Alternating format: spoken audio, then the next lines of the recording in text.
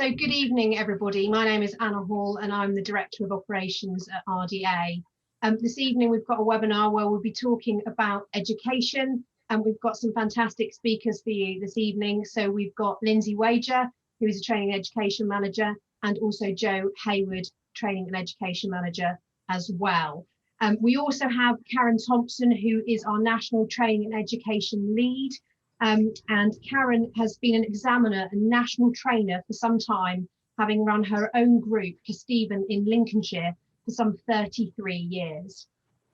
It's currently reduced in participants because of COVID, obviously, to 14 RDA riders. Karen has also helped shape the current advanced coach modules. So in relation to how this evening's going to run, we're going to have a wonderful presentation, hopefully from Karen, and there'll be questions throughout the period taken by Lindsey and Joe. If you want to ask any questions throughout this, you are all on mute and your videos are turned off. So if you go to the bottom of your screen, you should see a little bubble that says Q&A. So if you've got any questions, please type the questions in there. So we'll go through the presentations and we'll take the questions and answers at the end. So I'd like to now to share my screen, if I can do it from a technical point of view, and hand over to Karen to talk about education. So Karen, Karen, over to you. Thanks, Anna. So we have here, Karen, the dictionary definition of education. What does it mean for you in a group setting? Well, I think that education actually sits right at the heart of RDA, because whether we're coaching our riders, whether we're developing the skills of our volunteers and coaches, training horses, that's part of education, and also what we learn about ourselves, I think, as we just go through our ordinary sessions. I love the second definition. That definitely strikes a chord with me. Brilliant, thank you. And how do you work with schools and manage to incorporate education within your sessions, Karen? Well, the sessions I'm going to talk about are the one-to-one sessions that we've been doing over the last couple of years. We started doing these because parents wanted their children to come riding with us. The evening sessions are always at a premium, and we had a bit of spare capacity in the afternoons. So we suggested to the parents that they negotiated with the school to see if the children could be released during school hours. We used the letter that RDA provide, and that was really useful because it provided good support. And so those children that were lucky enough to be able to come out of school and to ride were able to participate. Because riding is a physical activity, then it fell really nicely within the national curriculum, so that it meant that they were taking part. A lot of these children were in mainstream schools, so the schools themselves didn't want to attend. And obviously they would then struggle to participate in mainstream activities, particularly on a sort of sports day, that type of thing. So once we got agreement for the child to come riding with us, then we would work with the parents. The one-to-one assistants, quite often they would come along to the sessions and help and guide us.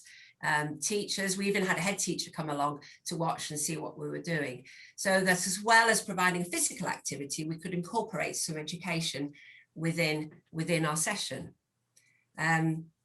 When we went into lockdown last year, and when we came out of lockdown, actually some of these children were the first ones to come back. So the more able ones, the ones that were able to ride more independently, but the schools were actually able to release them from school. And this might be a way for groups to think about getting children back riding, so that if the schools themselves don't want to attend, then the schools might be willing to release the children. And obviously, because it worked on a one-to-one, so that would be one coach, one rider. A lot of these photographs that you'll see were pre-COVID, so we also had a leader, but obviously we were allowed leaders last year as we went through the various stages of releasing us from lockdown. So Karen, how would you structure one of these lessons? So the lessons, they ran for about 30 minutes. We started with a warm-up walk, and that would be just getting the rider on board and going for a walk and doing some exercises that were relevant for them. And then we had at least 3 activities set out in the arena, and the areas that we tried to cover were literacy, numeracy, decision making and communication. And that falls really nicely with a lot of what we do within RDA. So we had our alphabet, and it was a little bit like a game of Scrabble before the session ran, because we had to get about 3 words hung up around the arena, which with just 1 alphabet took a little bit of doing, but we managed.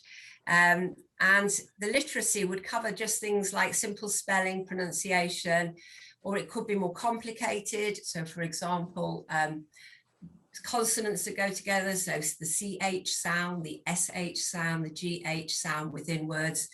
It could be incorporating the word within a sentence. So it really depended on our imagination and actually, obviously, the stage of learning that the rider was at. We used obstacles from the Countryside Challenge. So, for example, for decision making, the road in the Countryside Challenge, we turned that into a T-junction. So we could have left or right. We had crossroads, we had forks in the road. So there was lots of different ways that we could encourage the rider to make decisions. So here you can see that the rider's making a decision about which beanbags to take. So the word that she's seen, she's now gone to a bucket, and within that bucket are beanbags, and on the beanbags are an uppercase and a lowercase letter. So she's now selecting from the bucket the correct beanbags. And there's a couple of extra ones put in there so that she has to select the correct ones. And then we'll make a decision really about where those beanbags are going. So they could go back to the letters. Oh, there she's making a decision. She was very good at making decisions, this rider. You can see clearly which direction we're going to go in next. And I think decision making is really important, because it is, you know, it's one of the things that you learn in life. And if she made the wrong decision, well, as long as it was safe, we would go with that. And then hopefully she would discover, you know, that another decision might be a better one. As I said, Isabella was very quick at making decisions. But if we're working with a rider with autism, then we had to learn to stop and wait and allow time for that decision to be made, and not just to jump in and you know, sort of instruct the rider as to where they're going to go. So we had to learn to be patient and wait as well.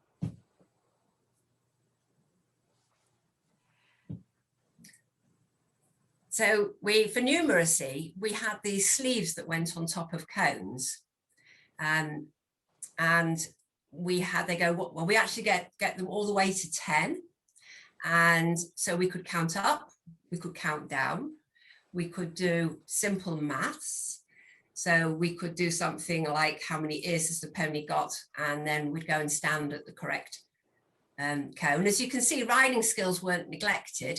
So as well as all these other activities that were in the session, you know, we did some basic stop, start and steer.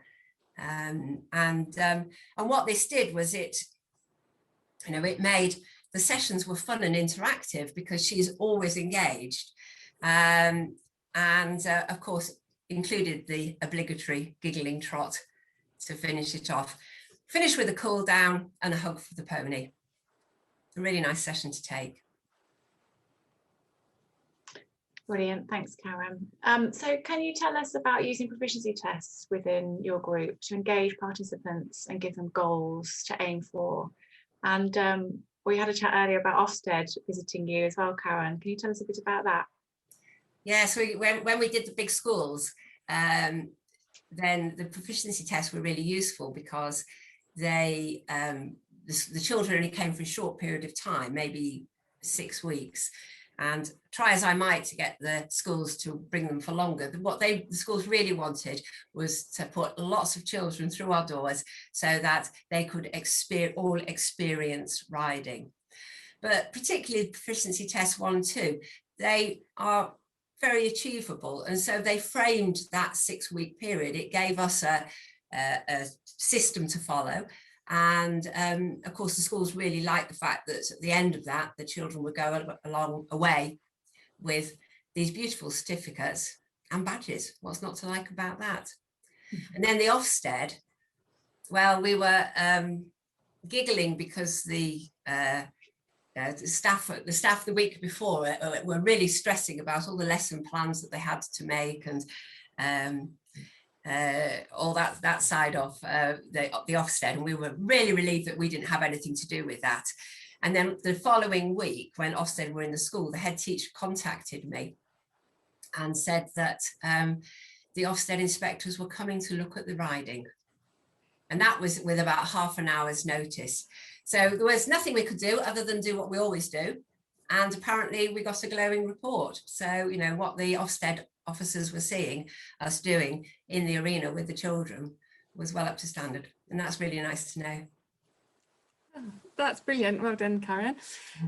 So during lockdown, we have been working on getting the horse care section of the proficiency tests online via the RDA e-learning website. On here, you'll already be able to find grades 1 and 2, with grade 3 being launched very soon, and grade 4 will follow. We will also be uploading the carriage driving proficiency tests, grades 1 to 4, when they're ready to go.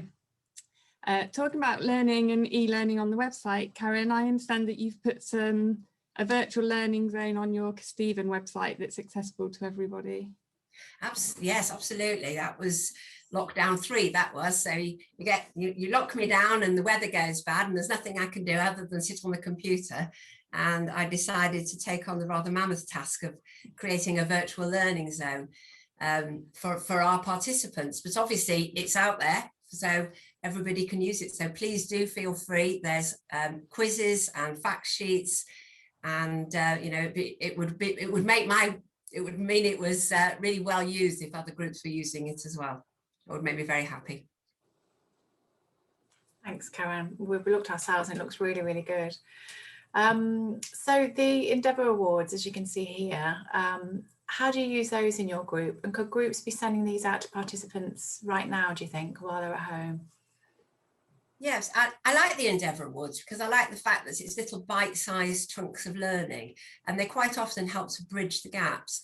So with the proficiency tests, once you get to tests sort of 3 and 4, then you know, that's just going to take time. You can't hurry that process. If they're learning to ride independently and trot, then that is just going to take time. So the Endeavour Awards can help fill in those little gaps whilst they're undergoing that process. We quite often set 3 or 4 targets. It might be riding targets, it could be horse care targets, it could be just getting yourself ready, getting your hat on, it whatever seems appropriate.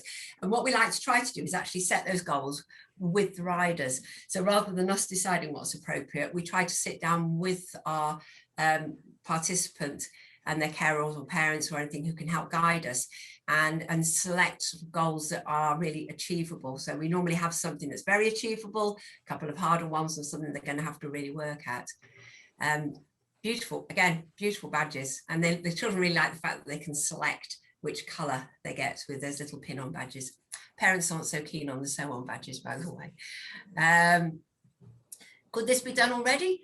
Yes, I think so. I think if you're in touch with your participants, it would be quite nice. I mean, why couldn't you have an Endeavour Award which had something to do with completing an online task? So, for example, some of the sheets, a worksheet or drawing a picture or something like that. It doesn't have to necessarily be practical riding. So, yes, I think they could be used. Great. So now we're going to have a quick look at AZDAN. So AZDAN is the Award Scheme and Development Accreditation Network, and RDA is an approved AZDAN registered centre, so opening up the opportunity for groups to access these workbooks. Karen, I believe you've used these projects in the past in your group. We've done it twice. I have to say, out of all the sort of awards that are available, AZDAN is my favourite. It's a long-term project. I think we had a saddle club and it took 6 months for them to complete it. And this was a day centre that came to visit us, and they, yes, it was about the same length of time. What I really liked about it was the fact that they build up their portfolio. So you can see these two people are totally engrossed in what they're doing. And at the end of it, they have a really lovely folder that they can take home and keep. You do have to plan ahead. You have to get your riders registered. You have to decide on a scheme of work and how you're going to accomplish all of the units. But it really is worth the effort. We really enjoyed it, and you get to know the riders. And you can see here that we had a really good, successful turnout. And the thing I really like about them is the fact that people can participate at lots of different levels. So you can achieve it by almost just watching the session, or you can achieve it by having some help, or if you've got a more able person, they can go away, do research on their own, and and achieve the award that way. So it's really, a really lovely, worthwhile project if you've got riders that you have long term. And do you think, from your experience of using AZDAN, could some of these units be done by participants at home? There certainly is some elements that can be done like that, yes. You'd have to look really carefully through the units and decide which, how you felt people could achieve each unit or each element within the unit. There are some practical tasks, and obviously those can't be done until we're back out of lockdown and able to see each other again. But yeah, there are certainly elements in it that could be done at home. I do believe I was talking to somebody via email, and they said that they were delivering online AZDAN at the moment. Oh, that's brilliant. Yeah. And if anyone is interested in more details regarding AZDAN, then you can email Alex in the office. Her email address is awalker@rda.org.uk, and then we can get back to you directly, taking each sort of inquiry one at a time. Thank you. Thanks, Jo. So, Karen, you've been keeping in touch with your participants, haven't you, by using Zoom like the rest of us? Are you enjoying catching up with the ponies, with your participants, telling them all about what you've been up to? Yes, we actually had a call this afternoon. So with our adult riders, then we basically have a Zoom call once a fortnight on a Thursday afternoon, and I think this was our third one today. To be honest, they really just like to have a good chat and a good catch up, but it became apparent after the first call that we needed to have a bit of something for them to talk about, because although they all come independently, they don't really know each other, so the conversation dries up really quickly. So I'm managing to sneak a tiny bit of horse care in there without them really realizing. We do little short videos. Those that know me know I love my iPhone and going around doing little videos. So today we did vaccinations, because the horses were all vaccinated this week, chiropractic treatment for a horse, one of the horses working over poles on the lunge, and a little bit of trick training we're doing with some of our ponies as well. So it's really nice for them to see. We try and get it so that their favourite pony, I get a little bit of video of them doing something, and it's just nice to stay in touch, and I think they really appreciate it. Thank you so much, Karen, Lindsay and Jo. That was really insightful discussion, and I loved having your discussions with those lovely pictures behind. We have got a few questions that have come in while you've been speaking, so I'm just going to click on those now. So I'm going to start from my top of my list. I've got a question. What is the link for the Stevenage Virtual Learning Zone? That's the Orca Stephen Group Virtual Learning Zone. I think we can probably email that out rather than you try and describe it, or is there an easy way for people to get there via Google? Well, I can do the website address. Go for it. The website is www.kestevenrda, all one word, .org.uk. And then when you get onto the website, there's a banner on the or a menu or a drop-down menu if you're looking from your phone, and it's all there. Excellent, thank you very much. In fact, there are two more questions, but they're exactly the same, so thank you very much for that. So we've got two more questions which are the same. So what does AZDAN cost now, and in particular the cost of registering riders or workbooks? Jo. Oh, good question. That would be right, because I'm going to be totally honest, because we've recently taken AZDAN over, we haven't got all the facts with us at the moment, but as far as I'm aware, the cost hasn't gone up in the last 12 months. If you are interested, please drop Alex an email and we'll get all those facts and figures out to you straight away. So sorry about not having an answer. It's all right. No, we're only human here, so we try and answer everybody's questions where we can, but we're not always able to do so. And we got funding for ours. Sorry? We got funding for ours. Oh, did you? Do you want to Yes, explain how you did that? I found a little local fund that funded like educational projects. Excellent. So that seems like a really good tip. Look out for local schemes that fund education, and you might be able to get it funded. Belinda has said that she didn't get your web address. So if you can say it very slowly, then she'll be able to get it written down. www.kesteven, that's KESTEVENRDA.org.uk. Brilliant. I hope she's got that now. I think lots of people have written that down. So we've got a question here from Caroline saying, can participants access the e-learning site, or does a coach have to? So participants can access the e-learning website too. I think we're hoping to capture who's doing them so that we can make sure they get their certificates and badges.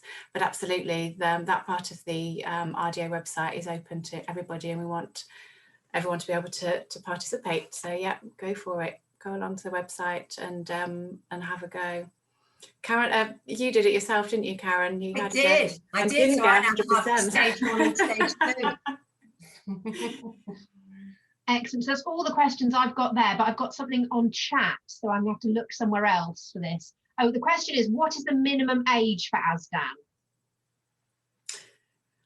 That's another good question that I think we don't know. I'm just looking on the website actually, and it doesn't tell us there either. So we'll have to find out and get back to that person. I'm really sorry. Well, when we ran our saddle club session, we were doing it with junior riders as well. So the photograph you saw was our sort of adult riders, but we were doing it with our children in the saddle club. So what age did you do it from? Probably 6, 7 onwards. Yeah. Okay. Brilliant. I haven't got any more questions, and we've got a bit of time for people to ask any further questions they would like to. So I'm going to keep an eye on that. But I've got just a few questions, some really practical questions for you, Karen, which might help some of the groups, because I think the kind of the bits of kit that you have for education is quite exciting, and the numbers that you've got on the top of the cones, your letters in the arena, and also the bean bags. Where do you get them from? Okay, so the letters, there's a company called Stubbs, and if you've got horses, you'll be very familiar with them because they make the Stubbs feed scoop, and they do lots of tack, and they do letters, dressage letters that hang on the fence. So they're on a metal backing, and then they've just got a letter stuck on the front of them. Stubbs is local to us, so I'm very good at begging. So I went and wondered whether they could do us a whole alphabet, because obviously they've got the traditional letters and the RSVP letters as well, but I needed the whole alphabet. And so they very kindly did us the whole alphabet and gave them this for free. So that was wonderful. Not saying they give every group within RDA them for free, but certainly I'm sure if you go and approach them, then they would be able to help. They were a really nice company to work with. The numbers on the sleeves, there's various companies. If you just Google cone sleeves, there's lots. I was looking actually, there's a company called Bishop Sport who've got quite a lot of that type of equipment. Amazon do them. So just go and Google numbers on cones or numbers on sleeves or something like that, and you will find it. And the beanbags were made by a very crafty parent. it was actually a coach's mum who just loves doing that sort of thing. So she sat down and did us the whole alphabet, all different colours, all hand stitched the letters. That's really nice. So we're using volunteers' skills in ways that we didn't even think about. So people's sewing skills to contribute to the group. So that's fantastic. I know that obviously we have grades 1 to 4 proficiency tests, but I think I've also heard about a bronze, silver and gold. Are they still relevant? Yes, we're going through a transformation process with them at the moment, and they're nearly ready to be signed off. So that will be quite interesting to see how, whether they're taken up well. Yeah. Can you tell me a bit about the transformation? Oh, I don't know. It might be top secret. Is it top secret? Am I allowed to know? The riding bits. Yeah. Okay. Right. I'm not too, the riding, we decided that I had a little brainwave that maybe our best rider is a rider who, our top rider, our gold riders, are ones that win at the national championships. And so we sort of rejigged all the riding to aim at the capabilities of somebody who would be able to go and come in the top 6, let's say, in the dressage or the countryside challenge course at the nationals. And this is not led, this is unled. And then sort of work backwards from there, really. The really exciting thing is that you're going to be able to achieve them in walk, trot or canter, rather than being at, so some of the criteria before at Gold was to be able to ride canter, and that's just not going to be achievable. So what we've tried to do is make it so that it's much more accessible. You've still got to be able to show good riding skills, but you don't have to be able to canter. You could achieve it in walk. And with the experience I've had with working with the para riders and having trained somebody grade 1A up to a world champion, then I know how hard it is to produce a really good walk. So it's it's certainly not dumbing them down. It's just widening the goalposts a little bit so that it's more encompassing. Absolutely, thank you very much. I've got another question coming here from Joyce saying, who can examine the riders for grades 1 to 4 now? Lindsey. Oh.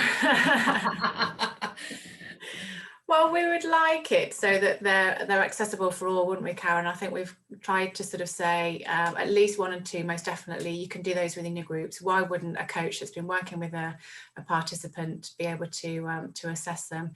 And then with grades 3 and 4, we still like to be able to do it within your group and not have to have somebody external come in. But we'd like it with a different coach that hasn't trained them, basically. But yeah, we hope we're making them more achievable for all of our participants, doing it that way. So I think this is a bit of a comment which kind of, I think, probably came in before you just said that. So somebody say, I may have missed it somewhere, but is there any planned changes to the coaches that can sign off different grades, as long as trained, obviously? So I could sign off my own riders more when we come back, considering we want to minimise people on site, COVID-wise, probably longer term. Yeah, absolutely. I think we'll be sympathetic to that, most definitely. Yeah, if there's other coaches in the group, great. If not, I guess Karen, just chat to us. And I wouldn't like to stop somebody from assessing a participant to get their proficiency test grade 1 to 4. So why not? As you say, it'd be difficult, won't it, when people open up again, and we'll have to reduce the number of people around the participants. So yeah. Brilliant, thank you. And then I've got a question here from Lucy saying, do you need to do grades 1 to 4 before going on to bronze, silver and gold? I think they do, don't they, Karen? I think we'd like that to happen first. Yeah. Okay. Yeah. I'm not too sure. Like we say, we're being honest here. I don't know, actually. I think that it depends on where somebody comes in on their riding path, really, because if they are starting as an adult rider, perhaps sitting on a horse giving it a pat isn't an appropriate level for them to take. That that they ought to be able to go in and maybe start at level 4, but I'm maybe making policy as I go along here. I'm not sure. I think this sounds like it's going to be something that we need to sort out before the bronze, silver and gold is launched, by the sounds of it. But Lucy, thank you very much for asking that question, because that's very much food for thought.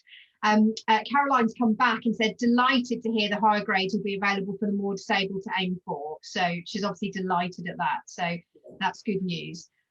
Jeanette has come in and said, I'm on the test examiner list, but need to do a refresher course, but obviously can't. Will it be extended so I can stay on the list? I think we'll be aiming to put some training on as soon as we can. And obviously in the meantime, let's do some Zoom training and at least get these people together and chat. So yeah, absolutely. We'll do all we can, to accommodate changes. Brilliant. Well, thank you very much. We now got to 7:30 and we try and keep these on the half hour. So thank you so much, Karen, Joe and Lindsay, for the discussion we've had today about education. If anybody's got any further questions, I think that Joe said get in contact with Alex Walker, so awalker@rda.org.uk, particularly around the AZDAN, where we haven't quite been able to answer all of the questions. But thank you so much for joining in today. Our next one is on first aid. So we've got a chap from Medicaid, a first aid provider, coming in to talk about first aid provision and training, particularly given that the HSE have only extended the certification of first aid until the 31st of March. So thank you very much for your time, and I'll look forward to seeing you next week. Thanks very much.